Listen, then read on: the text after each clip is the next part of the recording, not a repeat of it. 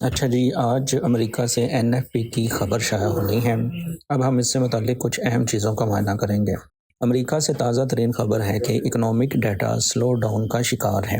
اس کے ساتھ انفلیشن بھی اپنی جگہ پر برقرار ہے، جسے سٹیکی انفلیشن بھی کہتے ہیں، اور N Y C B bank تباہی کے دہانے پر ہے۔ اس کے ساتھ ساتھ ہم فیڈرل ریزرو سے ریٹ کٹ کی باتیں بھی سن رہے ہیں۔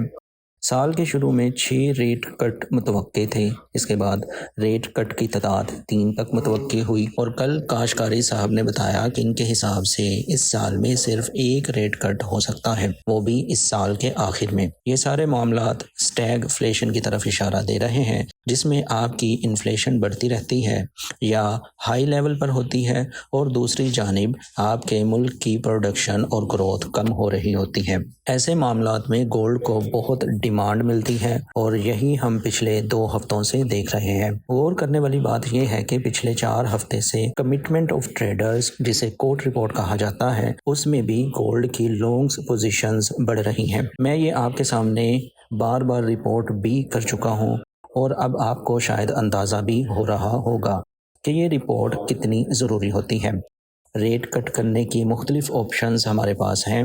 بلش ریٹ کٹ، یہ ریٹ کٹ اس حال میں کیے جائیں گے جب انفلیشن کا کم ہونا اور جی ڈی پی کا بڑھنا، یہ بلش ریٹ کٹ کی نشانی ہوتی ہے۔ ایسے ماحول میں ڈالر تو بڑھتا ہے، لیکن یہ گولڈ کے لیے کافی کمزوری کا سبب بنتا ہے۔ بیرش ریٹ کٹ وہ ریٹ کٹ ہوتے ہیں جس میں انفلیشن کا بڑھنا اور جی ڈی پی کا کم ہونا ہو، اسے ہم بیرش ریٹ کٹ کہیں گے۔ ایسے ماحول میں ڈالر کمزور ہوتا ہے، لیکن ایک گولڈ کے لیے کافی ڈیمانڈ یا اسٹرونگنیس کا سبب بنتا ہے۔ فی الحال مارکیٹ میں یہ والا ماحول چل رہا ہے۔ اس کے علاوہ اگر جی ڈی پی اور انفلیشن دونوں بڑھ رہی ہوں تو یہ ریٹ ہائیک کرنے کی نشانی ہوتی ہے، جو کہ ہم نے سال 2023 میں تمام سینٹرل بینک سوائے جاپان کے ساتھ ہوتا دیکھا تھا۔ یاد رہے، انٹرسٹ ریٹ فور کاسٹ کے حساب سے اس سال بینک آف جاپان واحد بینک ہے جو انٹرسٹ ریٹ ہائیک کرنے کے بارے میں سوچ رہا ہے۔ اسی لیے جب بھی بینک آف جاپان سے بڑھتی ہوئی انفلیشن کی خبر آتی ہے تو جاپان کرنسی میں وقتی طور پر اسٹرینتھ آتی ہے، کیونکہ یہ بینک آف جاپان کی سوچ کی مناسبت والی خبر ہوتی ہے۔ اب ہم بات کرتے ہیں این ایف پی پر۔ اگر این ایف پی کا ڈیٹا کمزور آئے تو یہ فیڈ کی ریٹ کٹ والی سوچ کے مناسبت والی بات ہوگی، اس لیے ڈالر میں بیرش رہنا مناسب رہے گا۔ دوسری جانب اگر جابز ڈیٹا مضبوط آیا تو یہ کاشکاری صاحب کی بات کو تسلیم کرے گا کہ اس سال صرف ایک ریٹ کٹ ہوگا، اور یہ پھر وقتی طور پر ڈالر کو مضبوطی دے گا۔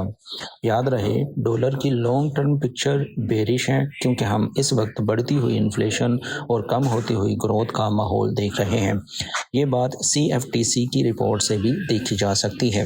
ڈالر میں اسٹرینتھ تب آئے گی جب یو ایس نان فارم پے رول 251 کے اور اس سے زیادہ آئے، دوسری ان امپلائمنٹ ریٹ 3.6 اور اس سے لو رہے، تیسری option U S average earnings year by year 4.51% سے زیادہ یا اتنا آئے۔